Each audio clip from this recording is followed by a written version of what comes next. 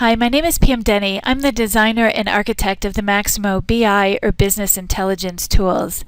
In today's demo, I'm going to highlight some of the new Maximo 7.6 BI features focused on Cognos reporting. And the feature I'm going to focus on today is the Maximo Cognos reports. Those enterprise reports that were delivered or developed in the Cognos tools for Maximo. And to show you that, I'm come over here to the IBM Cognos connection. And within the Cognos connection, or I sometimes call it the Cognos portal, the user will see all the reports that they have access to. By default, our reports are located under a public MX76 folder. And within that folder, you'll see the areas or the different application areas that reports are available on. In the case of Maximo, we focused on 4 key areas: asset failures, inventory, and work order. If I open up any one of those 4 areas, in this case I'll select asset, I notice right away I have 2 different subfolders, one for my workspaces and one for reports. Well, in this demo we're going to focus on reports, so let me drill down into that report subfolder. As I do that, I can see again the list of all the individual reports that I have access to. In this case, there's 3 reports: an asset cost analysis, an asset PM analysis, and spare part details. If I select the reports for the workspace, what this subfolder is, it's a collection of all the individual reports that make up the individual workspaces that we have. In most cases, your enterprise users won't have access to that subfolder, but I just wanted you to know that it was there. Well, let's select one of these reports and let's pick our asset cost analysis. And as I do that, I'm going to see a parameter page. And the parameter page is where I come in and I put in my individual filter values. As you can see, there are some required values. It's noted with the orange asterisk, so I have a required value for site. So let me pick Laredo in Texas here. These other values are available to me if I want to further, perhaps filter down my data. I want to only look at assets that are active or operating. So I can select those, and I'm going to pretty much go forward with that. And I'm now going to go ahead and click Finish.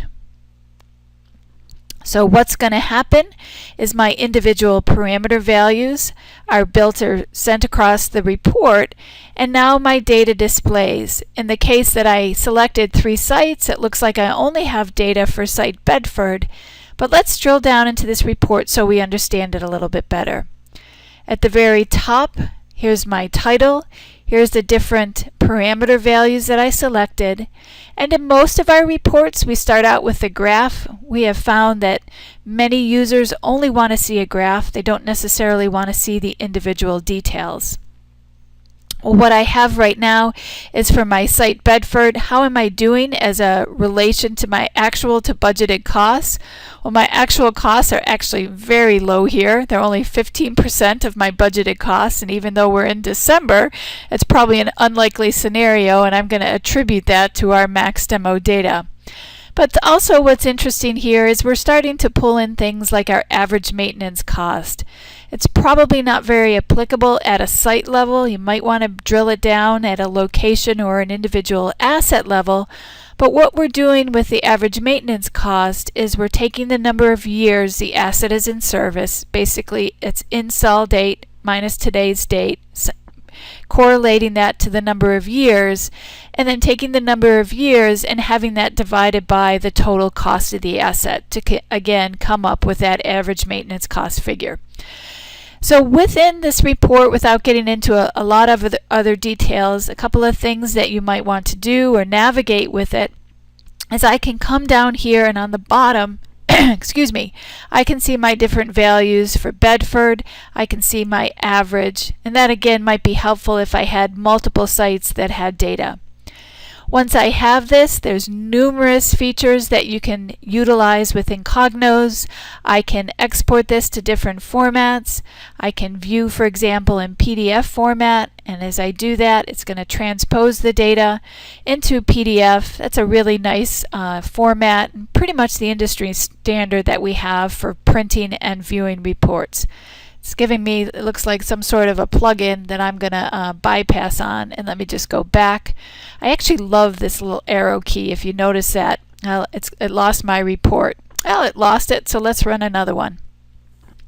That's a beautiful part of, working with these reports. Just run it again, get the information you need, but it also gives me the opportunity to show you a different report. So in this case, I'm looking at my assets that have spare parts. It's a pretty interesting metrics. If our assets don't have spare parts, we don't have the right materials in-house, so when they fail, we're not able to repair them quickly. So I can see immediately that Bedford's got a lot of work to do.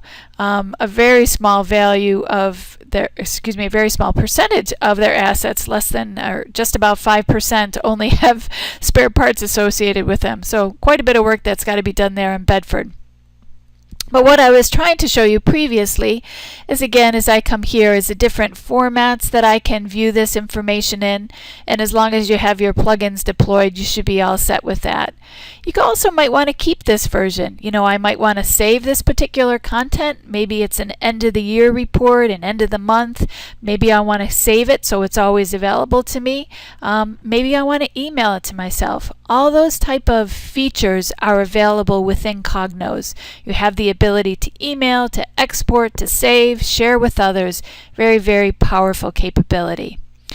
So let me navigate back again one more time to reiterate the architecture that we have, and I'll utilize this cookie crumb trail that we have.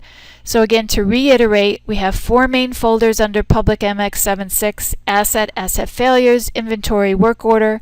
If I open up any one of those folders, I can see my workspace and metric reports. If I open up the Report subfolder, that's where I'm going to see each one of my individual reports, and then I can select any one of those, and that will bring up my request page where I can run the report and have the values display for me. And because I'm here, I'll quickly select just Bedford and have this report execute. So again, that's a very top-level introduction to the navigation of the reports within Cognos, the parameter page, and then how the report will display. And I'm just going to wait a minute here while my report refreshes with my inventory turns value. So with that, I'd like to thank you very much for your time. Thank you.